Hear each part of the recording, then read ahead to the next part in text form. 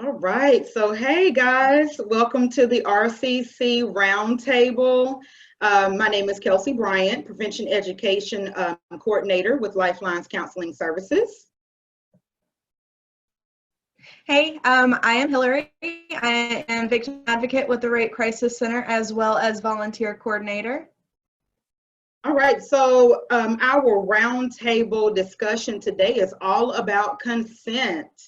So to kind of start our discussion, our conversation off today, we are going to show a short video that kind of gives some examples and everything about consent. So we're going to watch our video first, and then we'll be back with some frequently asked questions and some talk.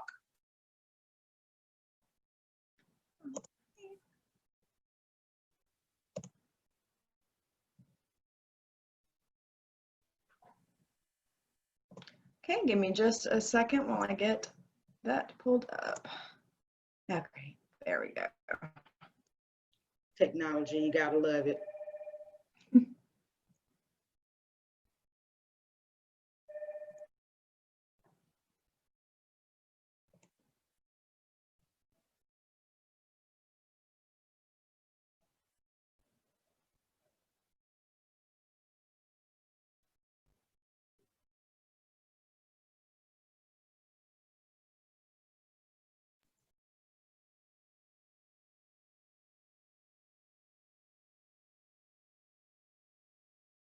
Do you have sound on your end?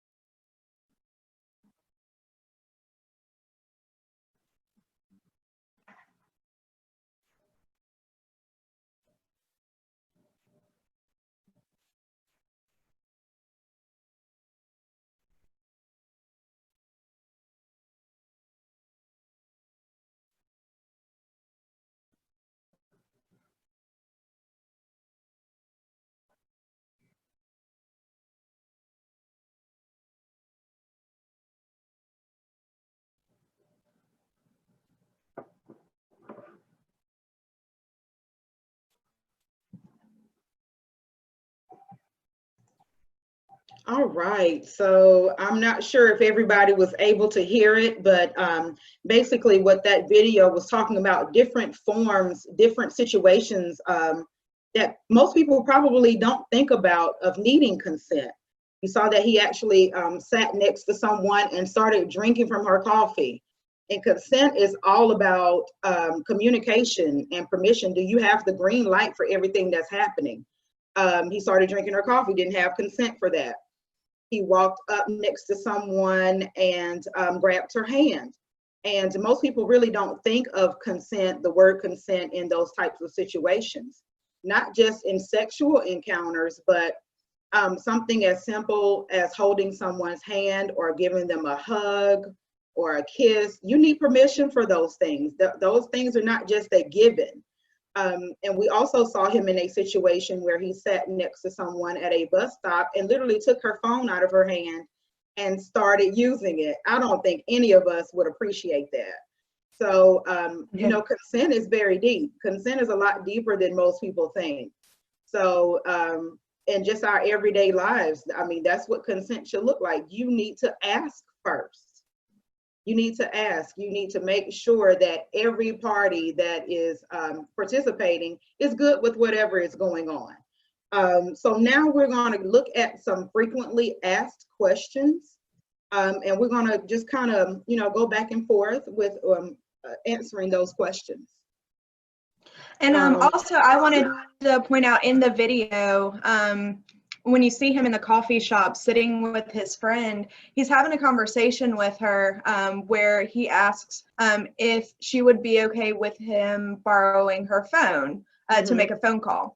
And she said, yeah, I would be okay with you borrowing my phone to make a phone call. And he's like, okay, well, what if I started going through your text messages or your pictures? How would you feel about that?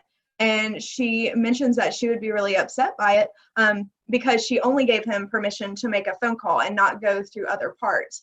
So they kind of illustrate the point there that whenever you're getting consent, it's not just an overriding yes for everything. You have to get permission for almost each step of the way as things progress. So it's not just, yes, okay, well then I'm entitled to everything. It's yes, you can do this, I'm okay with this, but that doesn't mean that I'm okay with you going through my text messages or my pictures or anything. Exactly. Yeah. Boundaries. We can't forget about those things. Just because they're good with one thing does not make necessarily, you know, mean that they're good with everything. So boundaries, we have to make boundaries very clear. And consent is not always about the words that you speak. It could be body language. So paying attention to someone's body language a lot of times will let you know if they are on board with whatever is happening. And you know, most of what we say comes through our body language, not necessarily the words that we're speaking. So we're going to go through a couple frequently asked questions, and I think we kind of already asked, what is consent? Is permission. It's the green light. You know, you have authorized whatever is happening. It is clear that you are on board, that you have given the person the green light to do whatever, you know, the situation may be. Okay. And it's also important. Oh, I'm sorry. I didn't mean to interrupt, but it's also important with consent. It's not merely just a yes or no answer. It has to be enthusiastic. It can't be a forced yes. It has to be sober. If you or your partner have been drinking, technically neither of y'all can give true consent because of the altered mind state that you might be in. And it's also consistent. If somebody starts an interaction or an encounter by saying, yes, I'm okay, but change their minds halfway through, that's not consent, and that has to be respected. So it has to be ongoing, verbal, enthusiastic, and sober. Yes, sober. That is another one of those key words. And a sober yes and an intoxicated yes are definitely not the same thing.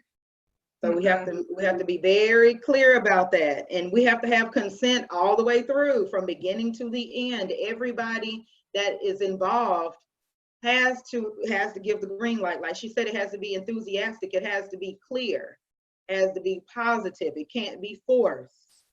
So please always keep that in mind. Keep that in mind. Okay. But why is consent important? Why is it important? Why do we have to have that? Why is it necessary in all situations, not just sexual encounters, but why is it so important?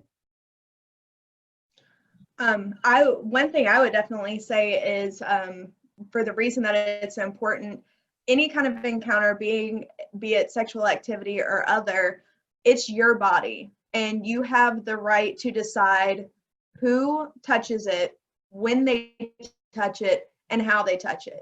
Overall, that is your right to your body, and you get to make the decisions on it. Exactly. And I think it just gets lost a lot of times. People are not clear about intentions. They're not clear about boundaries. And I think it's especially, very, very important with our younger generations, our teens that are just beginning to date. If they've never had these conversations with, their caregivers or their parents, they might be getting the wrong information from their friends. So it's important to talk about it, to let them know how important it is, and for them to have the correct information. Because when we talk about consent, they don't know how deep it is, that you really need permission.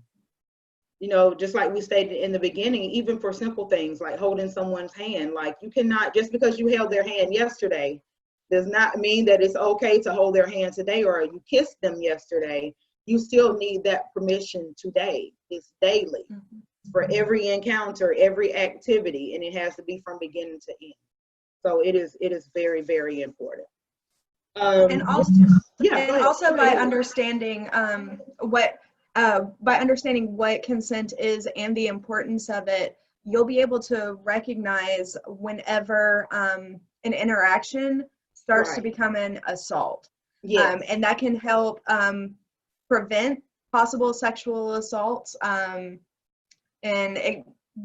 understanding consent on both parties, it can also help eliminate it, because like you said, Kelsey, as of right now, there's a very, very gray area surrounding consent where people might interpret just somebody blinking their eyes a couple times too many to be them giving consent.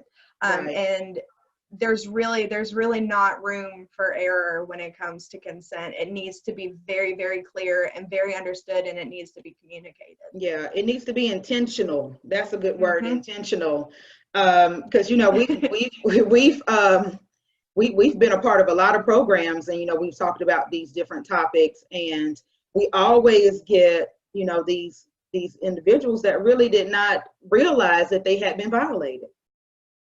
Because they didn't know about consent or didn't know how to express themselves. So there have been a lot of people that we have come into contact with that have been violated and didn't even realize that their boundaries had been crossed, or they thought they owed them a certain action or whatever, a gesture to a person. So I get that a lot, that people felt like they were obligated, is another word, obligated. And that's, you shouldn't be obligated in any situation to do those things. Absolutely. All right. So whose responsibility is it to ask for consent? Who should ask? And we already know the answer to that. We both do. It's everybody's responsibility, everybody involved.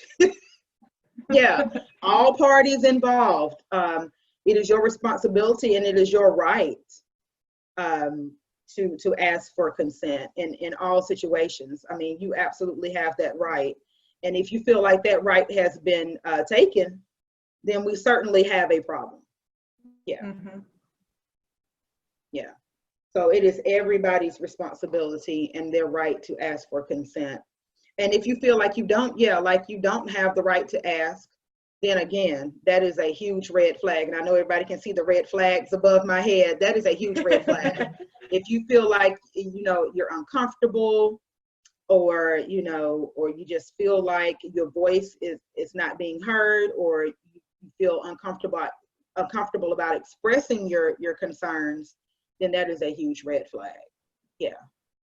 when we're talking about in any situation, dating, people that are married, all of the above. All right. Anything you want to add to that, Hillary, before we move on to our next one? No, I think you covered that one perfectly. Okay. So what would be the most attractive, least awkward way for someone to give consent? So that can be very awkward. So what do you think, Hillary? Well, I think it's, everybody has their own opinion on what's attractive or not awkward. Right. But I mean, let me just start by saying that there is truly nothing sexier than a partner who cares about your well-being and that you can have an open, honest conversation with. So that in itself, just the fact that you're having that conversation is a really, really big deal. But I mean, you don't have to put it in like legal terminology or medical terminology or anything like that. I mean, use the So we don't have to have a contract? No. I mean, again, unless that's your personal preference. Right. But no, you don't have to have a legal contract written up when it comes to consent. But just using language that feels natural to you, like, hey, I really want to kiss you right now. Is that okay? Do you mind? Or does this feel good? Do you want us to keep going? Would you like us to stop?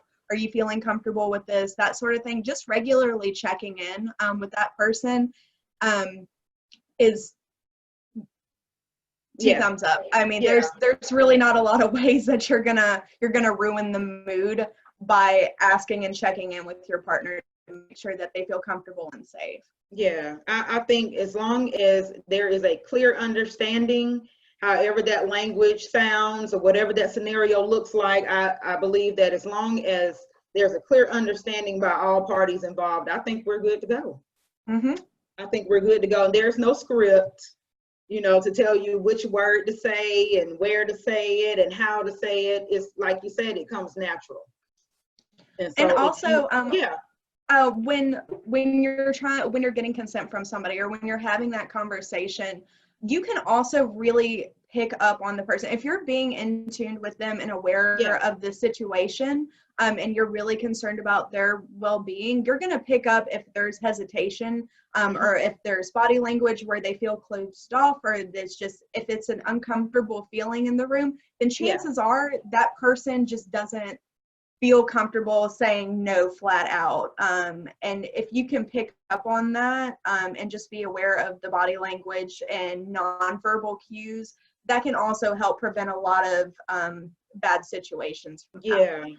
I agree, and a lot of confusion and stuff, because when it's not clear, I mean, that opens the door for anything to happen.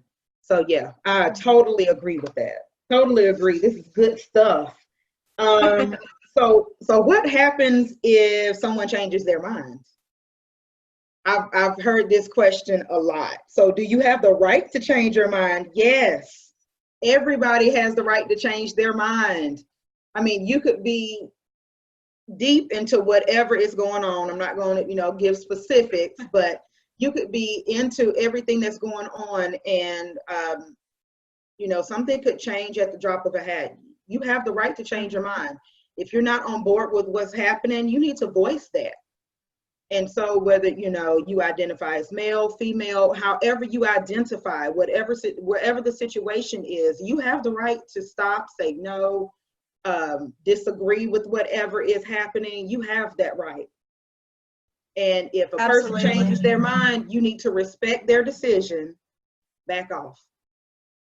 And I think this is also really important for people who have partners who are survivors of sexual assault, because I mean that trauma can last a really long time, and sometimes sex can be very triggering for survivors. So it might have started off perfectly fine, and then in the middle of it, your partner might have gotten triggered or something like that. And it's so important to give them that space and to be supportive and helpful in that situation, and not get frustrated or anything like that because they changed their mind, but just being there and being supportive in that situation. And for survivors of sexual assault, if you're in the middle of something and it just starts to get uncomfortable and too much, like Kelsey said, you absolutely have the right to change your mind, and you have the right to stop.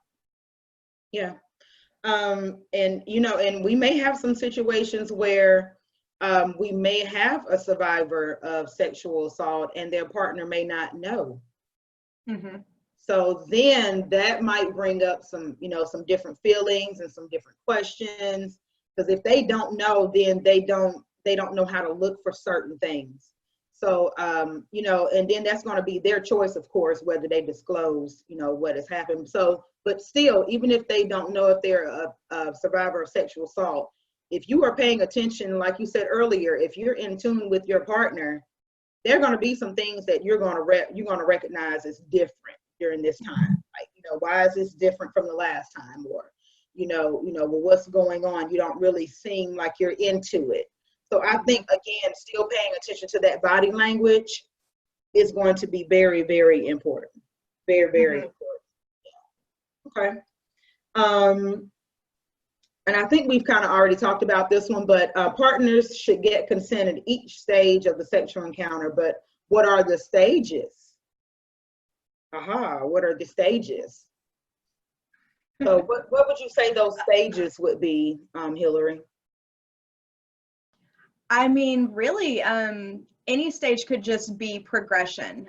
So moving from a hug to a kiss, be like, hey, is it okay if I kiss you? Moving from a kiss to something more. I would say as every step as it starts to progress, just regularly checking in. And making sure that each thing before you do it is okay. And again, it doesn't have to be awkward or uncomfortable or anything like that, but it's just, making sure that y'all are on the same page, and making sure that y'all are both equally enjoying the situation, and both feel comfortable and safe in the environment. Right. Even if that activity does not lead to sex, like you said, it could be any stage. Doesn't necessarily have to be sex. It could be whatever stage in your relationship or that day that you're in. Consent has to be a part of that every step of the way. It just has to happen. And when we don't have consent, then we know that is a sexual assault. If in any situation, I think we need to really make that clear. Without consent, it's sexual assault. It's either or. Either you have consent or you don't. Okay, so we need to be very, very clear about that. Anything else before we move on to I think we might have one or two more frequently asked questions. So as far as that goes, I don't think so, but I would like to say to everybody that's watching, if you have any questions about consent that you would like to ask, or if you have any input or comments, please feel free to drop it in the comment box. We'd absolutely love to hear from you. So if we haven't answered any question that you would like to know yet, just drop it down and we'll be happy to answer it. Yeah, and Hillary's going to give our social media at the end here in just a few minutes. So if you don't want to drop those questions or comments now, you can always, contact us on our other social media sites. So what are some different ways someone can communicate their boundaries? And I think especially with boundaries, even if it's not a romantic relationship, even if it's a family member, because there are different types of relationships. It might not be somebody that you're dating. It might be a friend. It might be a family member. It might be a coworker. Boundaries need to be made clear up front. Because I think sometimes we make the mistake of thinking that people can read our minds or they just should have known something. I think the best way to communicate boundaries, to be clear about them, be upfront. Make sure that you're talking directly to the person that you need to communicate those boundaries to. But sometimes we get in the habit of talking to everybody else but the main person. Yeah, absolutely. I would also say in regards to boundaries, this can be especially difficult for people who aren't very outspoken or who are more reserved. It can be really hard to voice your needs. So I would definitely encourage you to learn some verbal assertiveness techniques, because that can help you be more verbal and vocal about your needs and your wants, and your discomforts, which will really, really help. But also just, making kind of guidelines for yourself. I might be okay with this, but I'm not okay with this. And just having that firmly set in your mind so that whenever the time comes, you are able to communicate it with somebody up front right off the bat. like, let's say you're getting into a new relationship with somebody. If there's certain things that you're okay with and certain things that you're not okay with, that's one of those things that you should have that conversation and let them know up front before things get to the point where it might be a little bit more difficult to say yes or no in the situation. Right. Yeah. Well said. Well said. I think we had one more. Do we have one more frequently asked question? I think we might have one more, and then we'll go ahead and wrap it up. Yeah, and it looks like we just had a question come through. Okay, what's that question? Hold on. Actually, it looks like it might have just disappeared. Hold on. Uh-oh. Okay. Okay, yeah, it looks like it disappeared. All right. But yeah, I think there was another question that we had. Not on here, but on that we had on the list. Yeah. See it. And we can go ahead and get it asked. Okay. What should I do if I feel I'm in a position or situation where I can't say no? And I think we kind of touched on that a little earlier, but if you're in a situation where you feel like you can't say no, you know, if you feel like you're in immediate danger, there's definitely, you can call law enforcement, 911, if you feel like you're in immediate danger. But if there are some things that you're just unclear about, I would suggest that you find someone that you can confide in. Someone that is going to give you some direction, not tell all of your business, but definitely point you in the right direction if they can't help you themselves. Because if you're genuinely concerned, then there's probably something going on. You know, we often tell people about that gut, trust that gut feeling. But yeah, if there are some red flags being raised in your whatever situation may be, your relationship, you probably need to seek some counsel on that. Yeah, absolutely. And if you're in a situation where there are people around, they might be in the other room or something like that, I would say try to get out of the situation as safely and as quickly as possible and go to them for help, or call to them if you're able to. But it's also really important to know that if you're in a situation where you feel that you can't say no, or that you don't get a chance to say no, that it's absolutely not your fault, and your body is going to do what it does to protect you. So just know that sometimes we end up in situations that we really wish that we weren't in, and it's so unfortunate, but just know that it's not your fault and that there are people here to help you. Right. Yeah, I think that's, we got a question again? We do, yeah, it popped back up. All right. It says, if a person hasn't decided if they want to file a report yet, can they talk to someone to better understand their options? Absolutely. Yeah. Yes, absolutely. That is what we're here for. Yeah, that's us. Yeah. Yep, you can call the Rape Crisis Center. We have a 24/7 crisis line. So you can call us at 2:00 in the afternoon or 2:00 in the morning, and you're always going to reach one of our advocates. The phone number is 251-473-7273. And again, you can call us anytime, and it doesn't have to be like you just had an assault occur or anything like that. This could be something that happened years ago that you're thinking about now, and we'll be more than happy to talk to you, let you know what your options are, let you know what our resources are. But we are absolutely here to help you, and we have your back 100%. Yes, absolutely. I mean, thank you so much for your willingness to post your question. This is a great way to wrap it up. Whatever community you're a part of, it does not matter. We are here. Does not matter at all. Whatever you have gone through, it's not your fault. You know, there's a lot of stigma attached to, you know, sexual assault and those who have experienced it, but it is not your fault. It does not matter where you were, what you had on, who you were with. None of that matters. So we are definitely here. Like she said, we have your back. We have resources. We have people that are ready, able, and willing to speak with you. So Hillary is going to give you our contact information. She already gave you the crisis line, but she's going to give you our other social media platforms. But we are going to definitely continue to have these talks. And so we encourage you to come back, share your questions and your comments, and just be present with us. And we really, really appreciate you. Absolutely. Yeah, absolutely. And just to add on to what Kelsey said, it's not your fault. And even though right now in these times of isolation, it might feel like we're alone, let me just remind you that you're not.